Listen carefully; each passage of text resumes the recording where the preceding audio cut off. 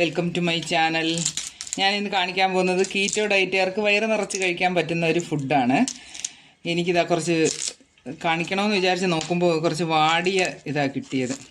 എന്നാലും പിന്നെ എന്തായാലും വാങ്ങിയല്ലേ വിചാരിച്ചിട്ട് 2 ദിവസം ഫ്രിഡ്ജിൽ ഇരുന്നു. അപ്പോൾ ഇത് ആണ് ഞാൻ ഇന്ന് നിങ്ങൾക്ക് കാണിക്കാൻ പോകുന്നത്. ഇത് എനിക്ക് കീറ്റോ ഗ്രൂപ്പിൽ നിന്ന് തന്നെയാണ് ഇതിൻ്റെ റെസിപ്പി കിട്ടിയത്. ഇത് എന്താ പറയുക, എല്ലാവർക്കും നന്നായി കഴിക്കാൻ. ഇതിനകത്ത് കാർബോഹൈഡ്രേറ്റ് കുറവാണ്, കാർബ് കുറവാണ്. ഈ തണ്ടൊന്നും ഇനി കളയണ്ട. ഇതിനകത്തിരിക്കുന്ന ഈ സാധനങ്ങളെല്ലാം നമ്മൾ എടുക്കും ഇതിന് വേണ്ടിയിട്ട്. ഇനി ഇതെല്ലാം എടുത്തിട്ട് ഞാൻ കാണിച്ചു തരാം. ഓക്കെ,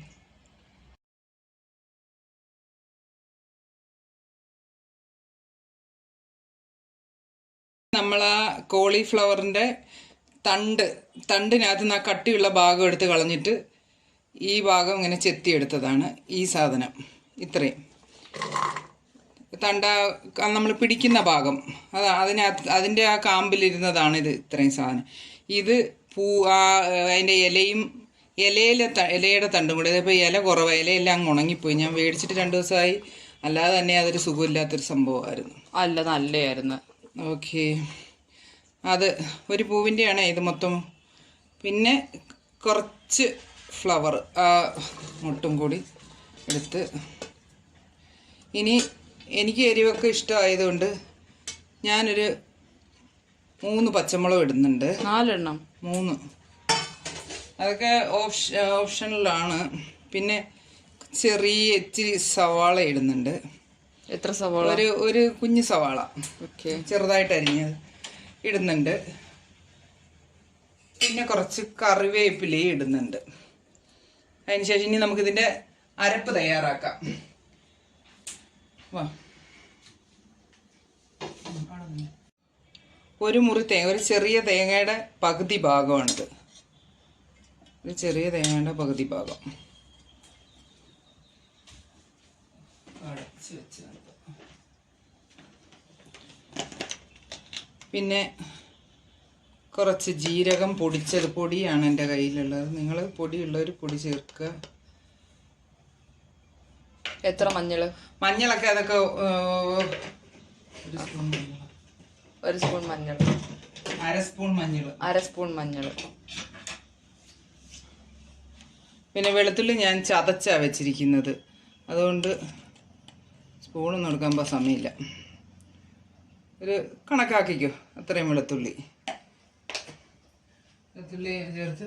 പിന്നെ ആ ചതയ്ക്കുന്നതിനകത്ത് ഇത് നമ്മുടെ ആ അന്നിട്ട ആള് പറഞ്ഞത് പിന്നെ കപ്പയുടെ ടേസ്റ്റ് ആണെന്ന്. പക്ഷെ എനിക്ക് നമ്മൾ ചക്ക കുഴയ്ക്കുന്നതിൻ്റെ ടേസ്റ്റാണ് തോന്നിയത്. ഇനി ഒരു പക്ഷേ ഈ ചക്കയുടെ ഇൻഗ്രീഡിയൻസ് ഇങ്ങനെ ആയതുകൊണ്ടായിരിക്കും ചക്കയുടെ എനിക്ക് തോന്നിയത് ചക്കയാണ്. ഇനി ഇതിനകത്തേക്ക് നമുക്ക് കുറച്ച് കറിവേപ്പിലയും കൂടെ ചേർക്കാം. വേണമെങ്കിൽ ഈ ഇതിൻ്റെ മണം കുറച്ച് ഇഷ്ടമല്ലാത്തവരുണ്ടെങ്കിൽ കുറച്ച് പെരിഞ്ജീരകവും കൂടി ചേർക്കാം. ഒരു നുള്ളു മതി പെരിഞ്ജീരകം. പിന്നെ ഒരു ഇത്തിരി കുരുമുളക്. അതൊക്കെ എനിക്ക് എരിവ് കൂടുതലായിട്ട് ഞാനെല്ലാം കുറച്ച് കൂടുതലെടുക്കും. പിന്നെ അതൊക്കെ നിങ്ങളുടെ എരിവിൻ്റെ ടേസ്റ്റിൻ്റെ അനുസരിച്ച് വേണം. അപ്പോൾ ഇനി ഇതൊന്ന് അരച്ചെടുക്കാം. ഈ പരുവത്തിലേ അരയ്ക്കുന്നുള്ളൂ. ഇങ്ങനെ ഒരുപാടങ്ങ് അരഞ്ഞുമില്ല, എന്നാൽ ചതച്ചതും അല്ലാത്തൊരു പരുവം. ഞാൻ വെള്ളം ചേർക്കാതെ അരച്ചത്, കാരണം മിക്സിയുടെ ജാറൊന്ന് കഴുകി അതിലോട്ട് ഒഴിക്കുക വിചാരിച്ചു. അല്ലെങ്കിൽ ഒത്തിരി വെള്ളമായാൽ പിന്നെ അങ്ങ് ഒരുപാട് വെള്ളം നിൽക്കും. ഇതിനകത്ത് കോളിഫ്ലവറിനകത്തും സവാളയ്ക്കകത്തൊക്കെ വെള്ളം ഉണ്ടാവില്ല. ഇത് വേവാൻ അധികം സമയവും വേണ്ട. കുക്കറിലാണ് ഞാൻ വേവിക്കുന്നത്. മിക്സിയുടെ ഒന്ന് ഇതാവാൻ വേണ്ടി ഇത്രയും വെള്ളമേ ഞാൻ ചേർക്കുന്നുള്ളൂ. അത്രയും വെള്ളത്തിൻ്റെ ആവശ്യമുള്ളൂ. ഇല്ലെങ്കിൽ വെള്ളം പോലെ ആയാൽ ഒരു ടേസ്റ്റ് ഉണ്ടാവില്ല. ഉപ്പ്, ആവശ്യത്തിന് ഉപ്പ്. അതൊക്കെ എല്ലാവരുടെയും ഓപ്ഷനിലാണ്. ഓക്കെ, ഇനി നന്നായിട്ട് ഇതൊന്ന് ഇളക്കി ചേർക്കണം. സ്മാഷ് ചെയ്യും. തെറ്റാന്ന് പറയാനല്ലേ, വേണ്ട. നല്ലപോലെ ഒന്ന് ഇളക്കി ചേർത്തിട്ട് നല്ലൊരു മണം വരുന്നുണ്ട്. ചക്കയൊക്കെ വെന്ത മണം. ഇനി ഇത് അടച്ചിട്ട് ഒരു 5 മിനിറ്റത്തെ ആവശ്യമുള്ളൂ. 5 മിനിറ്റ് ആദ്യം കുറച്ച് നേരം ഒരു ഹൈ ഫ്ലെയിമിൽ, പിന്നെ ഞാൻ വേവിച്ചിട്ട് കാണിക്കാം.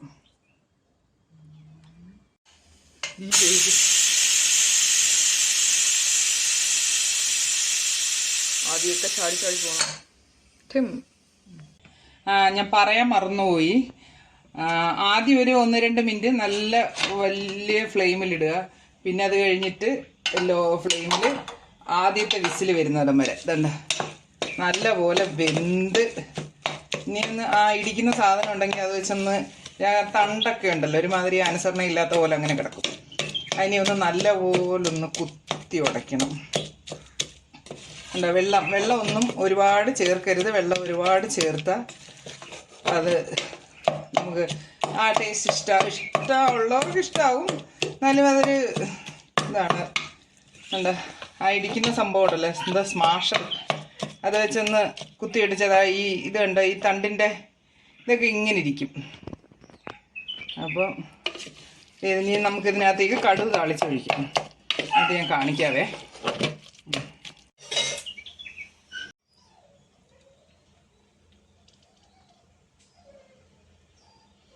കുറച്ച് തോനെ എണ്ണ ഒഴിക്കുന്നത് 2-3 കറിക്ക്, മോര് കാച്ചിയതിനും തോരനും ഒക്കെ ഉണ്ട്, അതിനെല്ലാത്തിനും കൂടെ കടുക് വറുക്കാനാണ്. അതുകൊണ്ട് കുറച്ച് തോനെ എണ്ണ എടുക്കുന്നുണ്ട്. അത് ഇതിന് മാത്രമാണെന്ന് ആരും വിചാരിക്കണ്ട,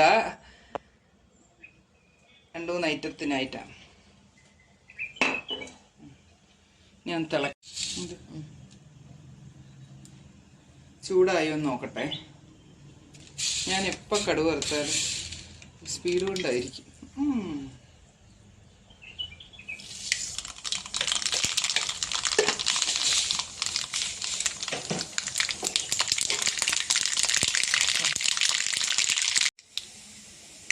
ചെറിയ കടുക് വറുക്കാൻ ആർക്കും പറഞ്ഞു വരുന്നുണ്ടല്ലോ.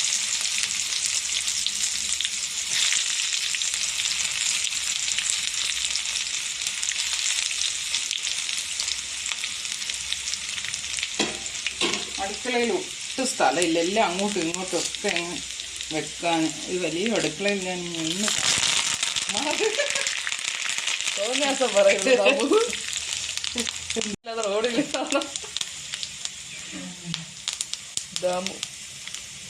ഞാനിതൊക്കെ ഒരു സാധനം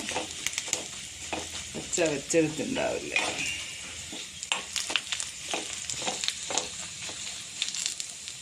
കുറച്ചുകൂടി ഒഴിക്കേ. എന്തിനാ ഇനി ഒഴിക്കുന്ന? നീ എടുത്തില്ലേ അത്? ചൂടെണ്ണ ഒഴിച്ചാൽ ഇനി അത് മോരിന് വേണ്ട. ഇനി അത് ഇളക്ക്. മോറങ്ങോട്ട്